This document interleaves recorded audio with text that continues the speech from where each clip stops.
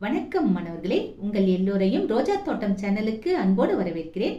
மாணவர்களே, இன்று நாம் இயல் 8 தரப்பட்டுள்ள மொழியை ஆள்வோம் மொழியோடு விளையாடு பயிற்சிகளுக்கான விடைகளை படிக்கலாமா? முதலில் கோடிட்ட இடங்களை பொருத்தமான சொற்களால் நிரப்புக. 1.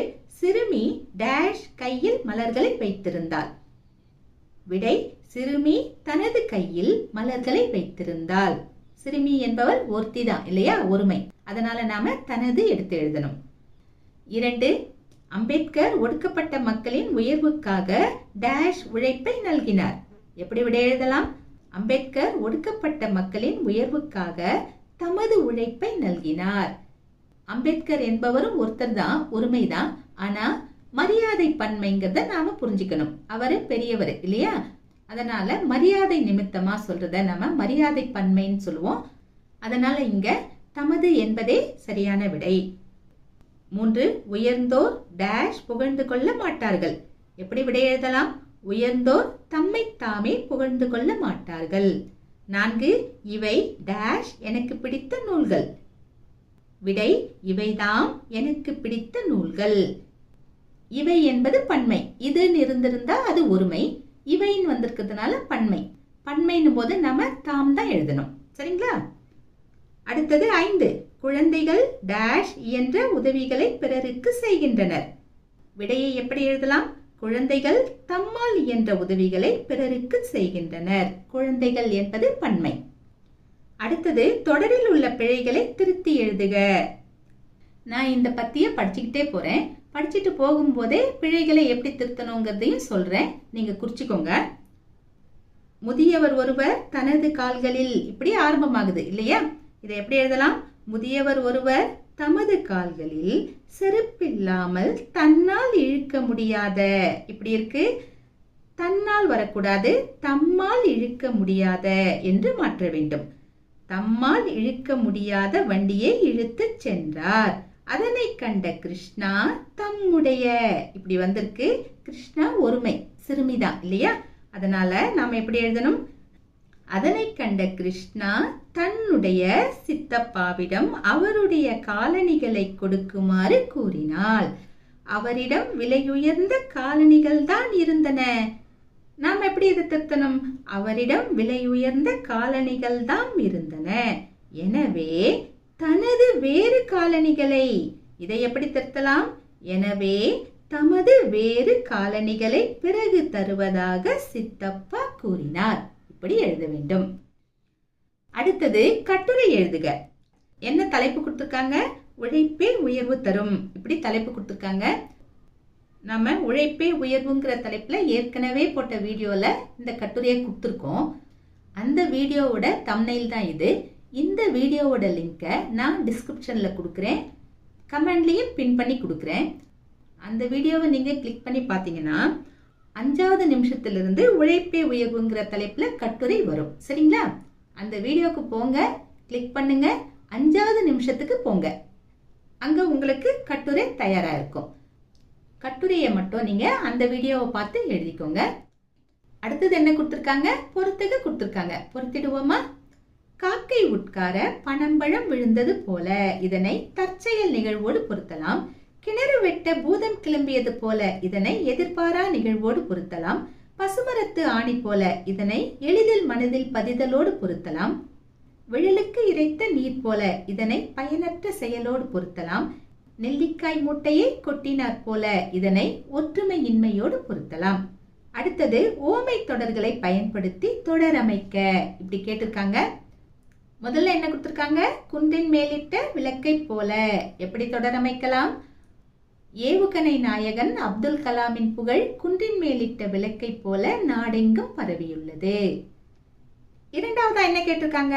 வேலியே பயிரை மேய்ந்தது போல. இதற்கு எப்படி தொடர் அமைக்கலாம்? வேலியே பயிரை மேய்ந்தது போல நாட்டை காக்க வேண்டிய அரசியல்வாதிகள் மக்களை துன்புறுத்துகின்றனர். இப்படி எழுதலாம். 3. பழம் நழுவி பாலில் விழுந்தது போல.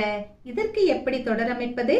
என் அப்பா வாங்கிய புது வீட்டில் எனக்காக மாடித் தோட்டத்தை அமைத்துக் கொடுத்தது பழம் நழுவி பாலில் விழுந்தது போல இருந்தது. இப்படி எழுதலாம். அடுத்ததா என்ன கேட்டிருக்காங்க?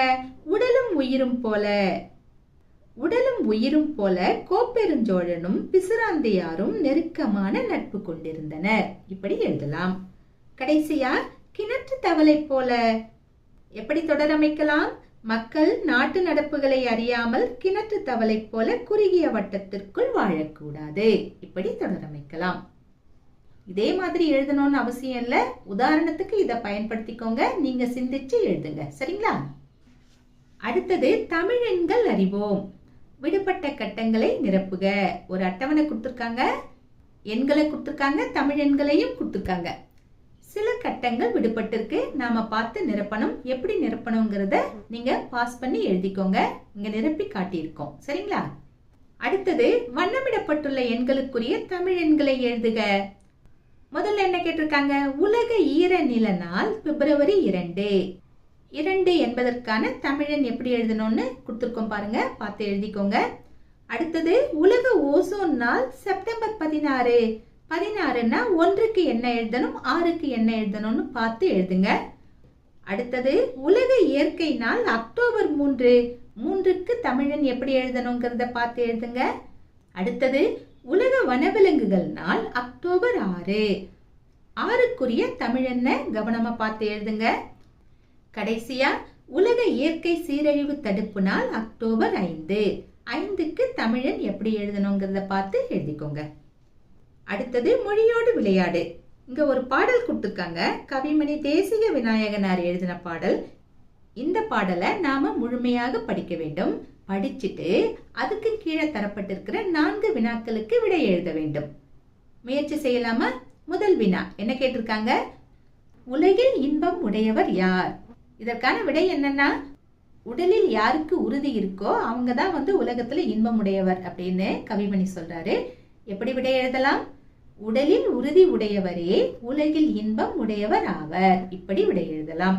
2, காலன் யாரை நெருங்க மாட்டான்? காலையும் மாலையும் நடைப்பயிற்சி செய்துட்டு வரவங்கள காலன் நெருங்க மாட்டான்னு கவிமணி சொல்றாரு. இதற்கான விடையை நாம் எப்படி எழுதலாம்? தினமும் காலையும் மாலையும் நடைப்பயிற்சி செய்பவர்களிடம் காலன் நெருங்க மாட்டான். இப்படி எழுதலாம். அடுத்து 3வது என்ன கேள்வி கேட்டிருக்காங்க? ஏழையாக இருந்தாலும் ஒரு மனிதனுக்கு தேவையானது எது? நல்லா தூங்கணும்னு சொல்றாரு கவிமணி. இதுதான் விடை. எப்படி எழுதலாம்? ஏழையாக இருந்தாலும் ஒரு மனிதனுக்கு தேவையானது இரவில் நல்ல உறக்கமாகும். இப்படி விடை எழுதலாம். கடைசி வினா எது?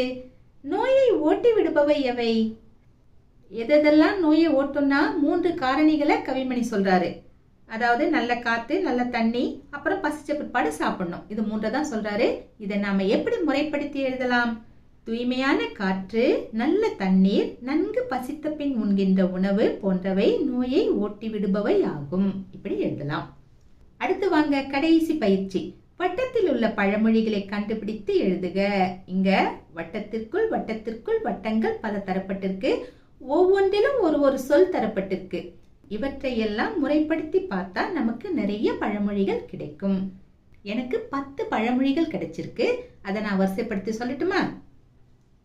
பருவத்தை பயிர் செய், நோயற்ற வாழ்வே குறைவற்ற செல்வம், முயற்சி திருவினையாக்கும், வருமுன் காப்போம், கூடி வாழ்ந்தால் கோடி நன்மை, பசித்து புசி, அறிவே ஆற்றல், சுவர் இருந்தால் தானே சித்திரம் வரைய முடியும், அளவுக்கு மீறினால் அமுதமும் நஞ்சு, சுத்தம் சோறு போடும். மாணவர்களே, இன்று நாம் மொழியை ஆள்வோம், மொழியோடு விளையாடு பயிற்சிகளுக்கான விடைகளை பார்த்தோம். நாம் வேறு பாடத்தோடு மீண்டும் சந்திக்கலாம். டாடா, பாய்.